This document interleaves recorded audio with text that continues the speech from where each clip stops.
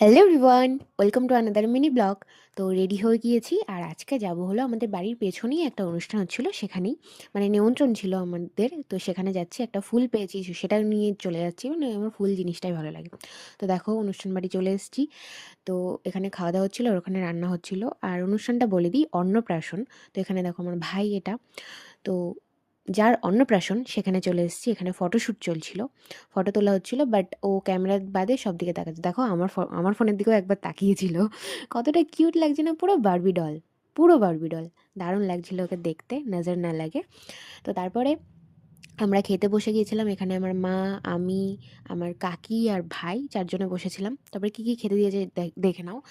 নান আর চানা, তারপরে আলুর চিপস, ভাত, ডাল, তারপরে মাছ, তারপরে ফ্রাইড রাইস আর চিকেন, তবে স্যালাডও ছিল, চাটনি, পাঁপড় আর দু রকমের মিষ্টি, কালো আর সাদা।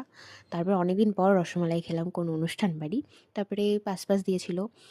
তো ওটা নিয়ে বাড়ির দিকে যাচ্ছি। এখনও বাকি আছে গাইস, ব্লগটা স্কিপ করে দিও না। তো এখানে আমরা সবাই গোল মিটিং করছিলাম যে রান্না কেমন হয়েছে। সত্যি বলতে সব কটা রান্না ভালো হয়েছিল, সব কটা রান্না। একটাও তো বলা যাবে না যেটা খারাপ হয়েছে। মাংসটা একটু ঝালঝাল হয়েছিল, তবুও ঠিক আছে, ঝালঝালই ভালো, শীতকালে একটু ঝালঝাল ঠিক আছে। এখানে আমরা আগুন পোয়াচ্ছিলাম। এখানে আমরা সবাই আগুন পোয়াচ্ছি।